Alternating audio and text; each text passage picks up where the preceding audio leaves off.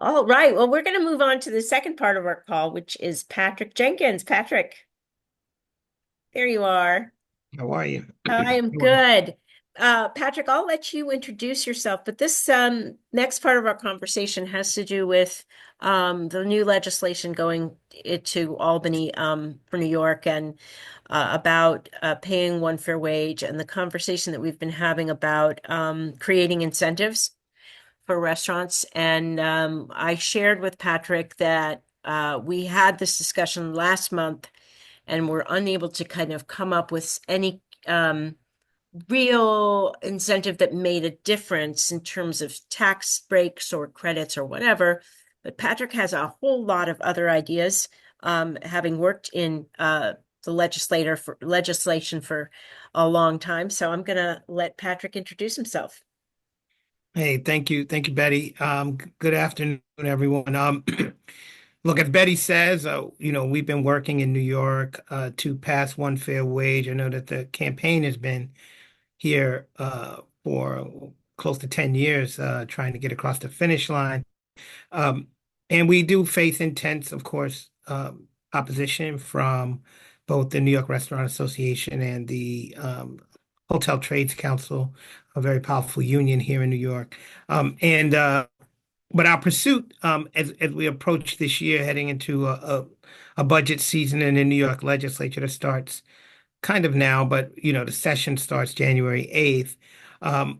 The original legislation that is being carried right now by Assemblywoman Jessica Gonzalez Rojas and Senator Robert Jackson, of course, as you know, across the country features a phase in of the one fair wage over different years, raising the minimum wage a couple of dollars each year. Um, what we will also pursue this year is a separate bill that will do the same, achieve a one fair wage with a 5-year phase and looking for a tax incentive or some other incentive. New York State tends to give business incentives in different ways, be it tax breaks, uh, permit relief, other types of relief, fee relief to businesses doing business. There's an employee tax credit here in New York.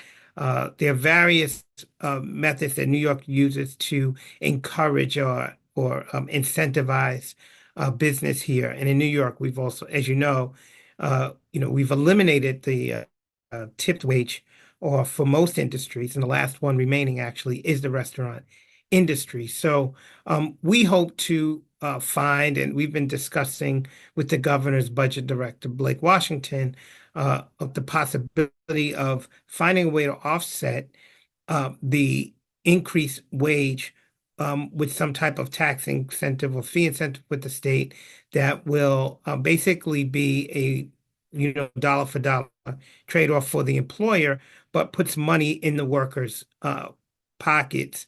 It does not eliminate tips, as you know. I do believe, and I'm a firm believer that tips will never go away. I think people believe in that culture here in America, that people will tip regardless of what the restaurant workers make. In fact, I would argue that most people have no idea that there's a tipped wage in the first place. So that being said, we will introduce a new bill. We're talking to a few senators now, and I'll be talking to Jessica Gonzalez Rojas, who will carry both. Talking to a couple of senators now to carry the bill that will encourage incentives, be it a tax incentive, fee incentive, some type of incentive. And New York can be very creative if they want to be, as I was telling Betty, when we want JP Morgan to move itself downtown, they give them $500 million in incentives to relocate the business as long as they relocate it in Manhattan. So it's those kinds of things that New York does that we will be in discussions and pursuing in New York. And what we know about the workers, of course, regardless, the new wages will definitely be put back into the economy because most of these workers are not would not take their extra salary and sock it away. That money typically will go right back into the economy and be a way to incentivize New York businesses. In fact, most times what we've seen in other states is that these workers actually take their families out to eat more and patronize the restaurants. So it's a way of one getting initial money back into the pockets of workers, eliminating this unbalanced, unfair scale, but at the same time also incentivizing the economy. And this was proven in a study done, I think, at the University of Berkeley about 5 years ago. COVID may have change the dynamic somewhat, but the concept is the same. The money that the state would either give out, miss out in tax revenue or whatever, be it a payroll tax or some other enhancement, it goes right back into the economy out of the workers' pockets anyway. So it's actually probably better economically for the state to encourage this, but also to eliminate something that we know is unfair and um, definitely just has a legacy that needs to be gotten rid of. So that's where we are. The session, just so you have the understanding of the playing field, in New York, we are in what is now pre-session where the governor is going to be discussing her state of the state with her team.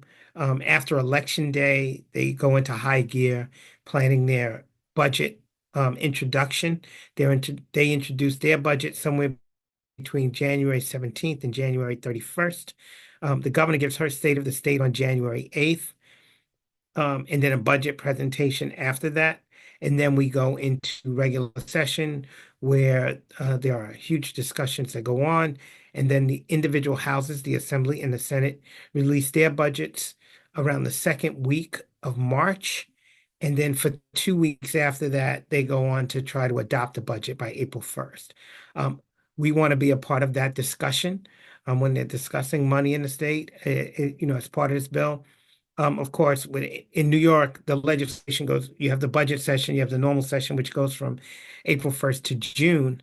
But I think the best place to get this done is as a budget item, as an item that the governor includes in her conversations. As she looks at what's going on around the country.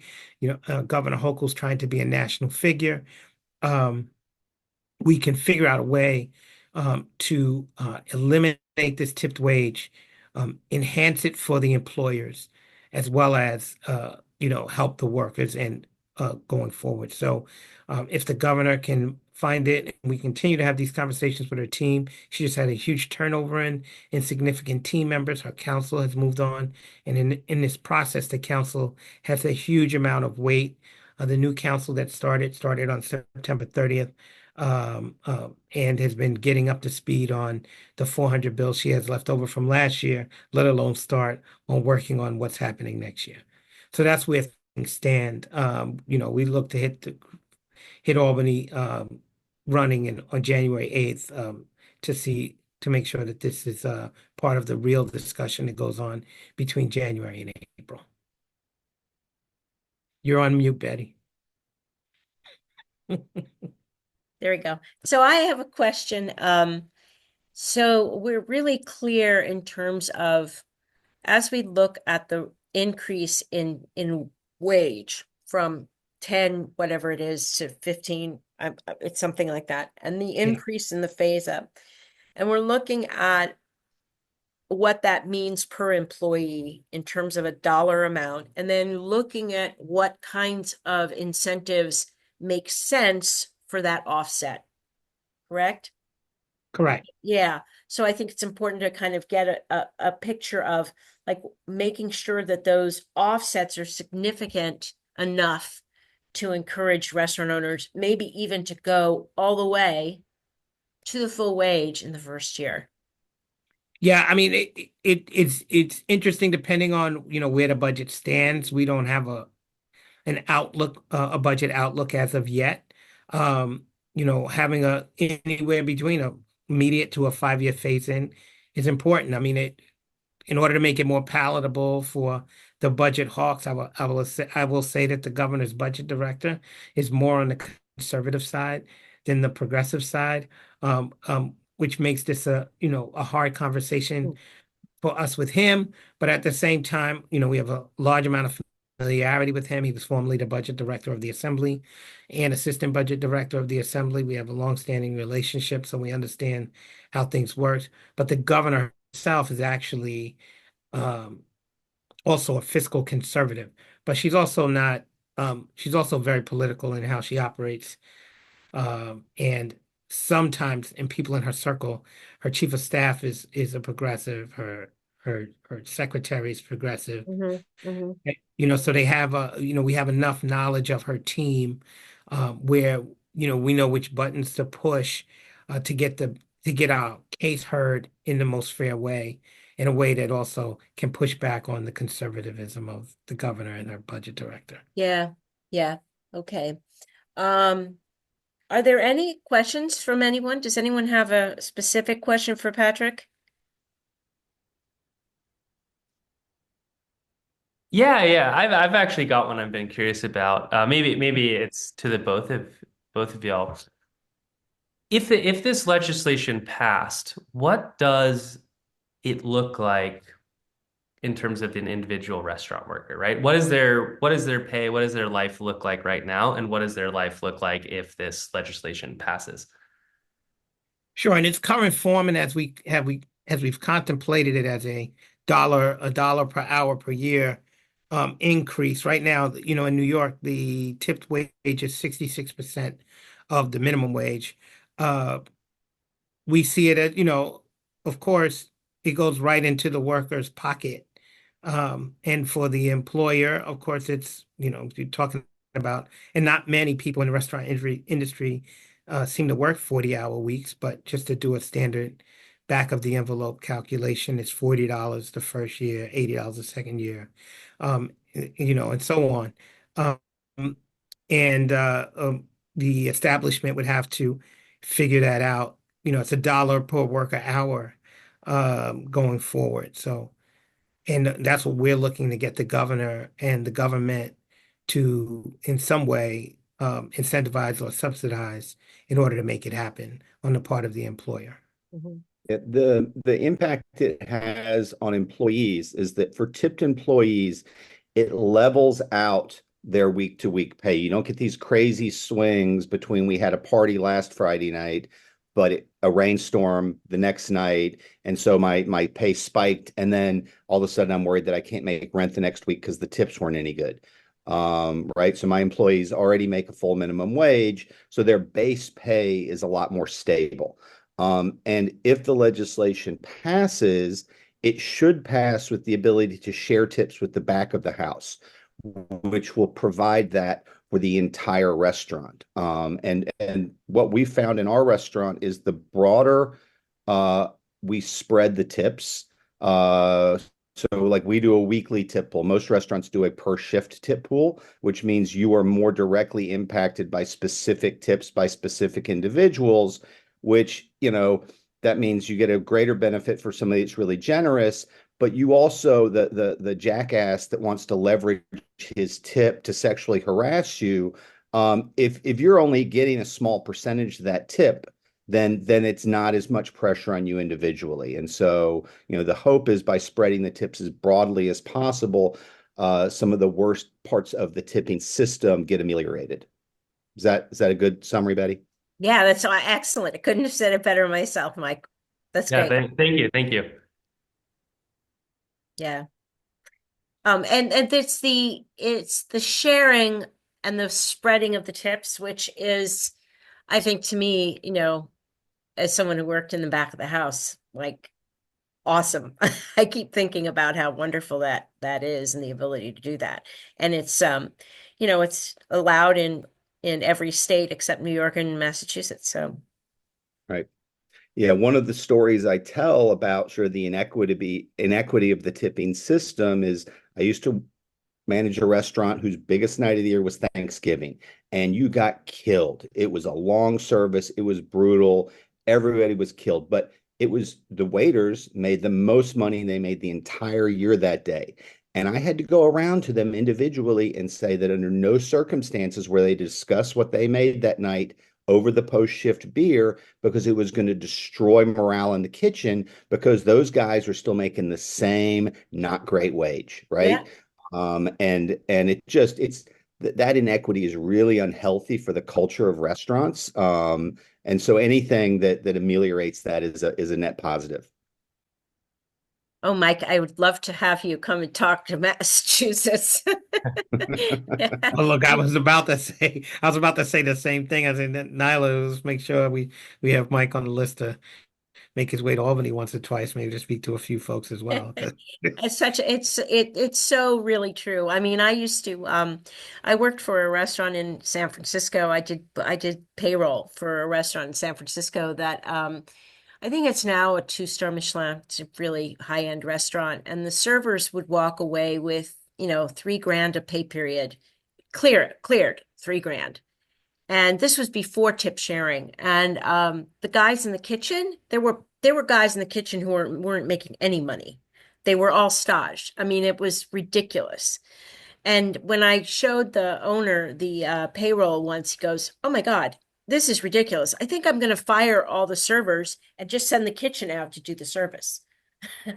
Which would have, made it a lot better for him. I mean, it was ridiculous how much money they made. And they'd waltz in at 3 and they'd waltz out at 9 or 10 and, 6 hours of work and make 4 times what anybody in the kitchen would make. So the whole point of this is to make this as equitable as possible with everyone. Exactly. Right. Good. Wow. Well, I guess I think it's very important, Patrick, that we stay in touch. I'm curious about like what those incentives could look like. If there's any information you need from us regarding like what the best kinds of incentives would look like or what would be useful. It sounds like you guys all have that under control and have a good idea of what that would be. So you don't need Yeah, much. we have our Empire State Development Corporation has worked on these type of things with different industries. I worked on one with well, they wanted to work on one. I actually pushed the bill over the finish line. They didn't not need any farm industry, any alcohol industry, because as restaurant owners, I'm sure you know about, but the monopoly that the alcohol companies have. And I was able to break them a little bit last year. So looking to do some more breaking of these old time laws and rules that basically make no sense.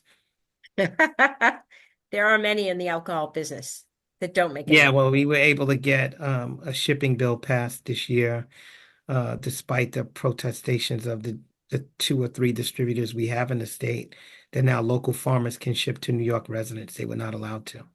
Oh, wow. Interesting. And they can ship to New York businesses. They were just, because the distributor would determine what would appear in the restaurants and the bars and things like that. But now they can do their own work. That's great. All right. Well, are there any other questions? Anything anyone else would like to share? No. I'm really appreciative of, the folks that are here. I've recorded this meeting and I'm gonna share it with other members of High Road Restaurants in New York. And we have another meeting tomorrow, which is the national meeting. I'm sorry to kind of put it all in one week, but my daughter's getting married next week and I will not be I will not be working. So look forward to seeing you all in another call soon. And please email me and let me know if you have any further questions. Thank you so much for Yeah, organizing this. yeah, you're very welcome. It was so good to see you all. Thank you. Thank you.